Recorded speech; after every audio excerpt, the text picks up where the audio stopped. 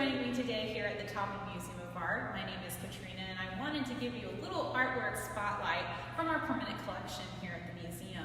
This piece is currently in our exhibition called Outside Eyes, which is an exhibition of permanent works from the collection in which we get some viewpoints from members of our community on the artwork and how it has inspired them and influenced them.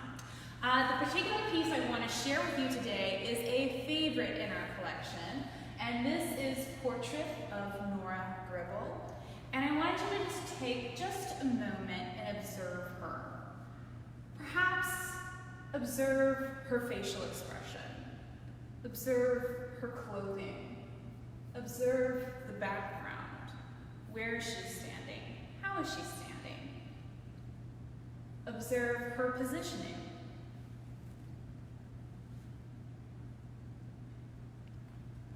And as you've done that, you might have made several different observations. First of all, this is a full-length John Singer Sargent painting. And this is important because these were very rare and they're very large, as you can see, but also beautifully done. And because they're so large, they allow us to see lots of detail within the painting. So we see Norah here. She's positioned herself with a lovely gray boa coming around her, and she's wearing a black dress that if you were to come closer, you'd actually see that because of the way he's done the brush strokes in the gown, you can actually tell that there was probably some embroidery on this or beading on her gown, which elevates her attire and tells us that she's probably a very wealthy woman. She's very wealthy because she's having her portrait painted as well. That was very expensive. That's not something you usually had done. You might have also noticed the frame of the painting. This is a gold gilded frame that is original to the piece and is very, very heavy. Now, this portrait was commissioned by her husband, and there's some very interesting facts that occur with this painting, some really cool stories that happen. When we acquired this piece for our permanent collection, we did notice that there was some conservation work that needed to be done. So we contacted a specialist and had them take a look at the painting, specifically because she had some crackling in her face. Now this is very common when you're working with paintings, particularly oil paintings, because as they age, they start to crack, just like us, right? And so we needed to check that out and see what could be done to prevent that further. Now, an interesting thing is when you start to have multiple layers of paint, that causes more crackling. So when they were investigating, they were noticing that there was an actual portion of the painting that seemed to have thicker layers on it. So, and that was her upper torso. So they decided to do an x-ray of the painting so they could take a look at what was underneath. And they were thinking probably there was an underpainting. And in fact, there was. So I want to show you the x-ray of this painting. And we'll post this so you can see it a little closer, but I've drawn a little red line around an area there, and if you're able to make it out, it actually looks like when Norah was originally painted, she was facing us and had her arms down to her sides, such as this. Now, why would John Singer Sargent change his painting after he's already, this looks like it was almost finished, painted her as such? Well, there's lots of different factors that could go into this. It could be that the commissioner, the husband, didn't care for it, or she didn't care for it by seeing herself facing us.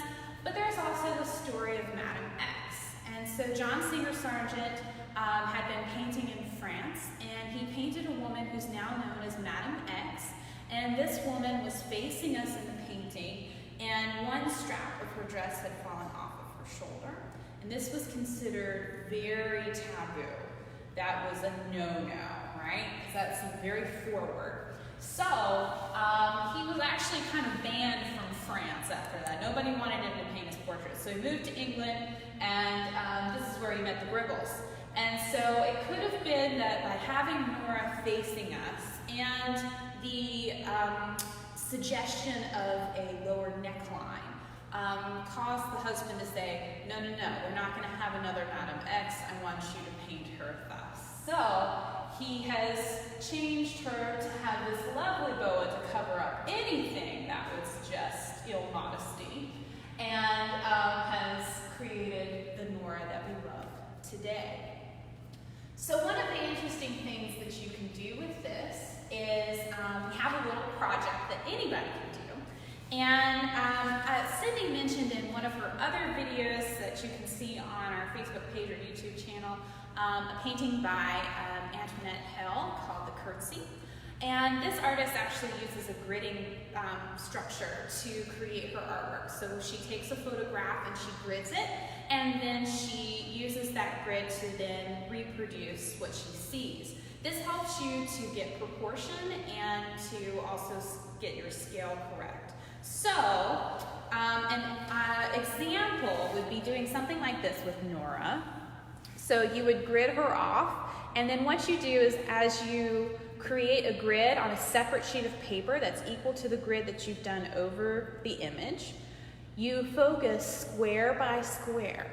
Instead of seeing it as a whole image, you're seeing it as smaller images. So I want to challenge you today to try that for yourself. We are going to post an image of Norah that has been gridded already, and if you really want to make it easy, it's better to do it in black and white.